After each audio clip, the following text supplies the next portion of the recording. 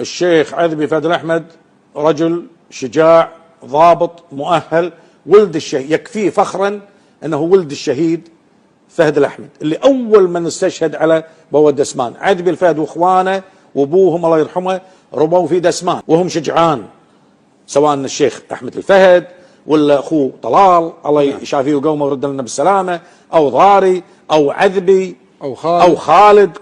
خالد مرتين، خالد نقل صواريخ وخالد نقل نقله بعد ثانيه مع حامد الفجي بوازيك واسلحه ومتفجرات من منطقه يرموه وديناها مواقع. الان في حديث وخالد انأسر معانا في الاسر، وكان معانا لما جينا احنا من بغداد قاضبيننا، ولا هذا خالد قاطينا في الممر ثنيله نص جيم وسروال مكسر مع حمد الفجي مقطوطين في الممر، فعانوا وتبهذلوا وتغربلوا. الشيخ عذبي فهد الأحمد الصبح على راسي، يستاهل، على راسي مرتين، يستاهل. ريال وفي خير وشجاع وبطل وشوف عيني وسمع اذني، رجل يعني بدينا يشتغل يفخخ ويسوي وينتقل ويرمي هذا.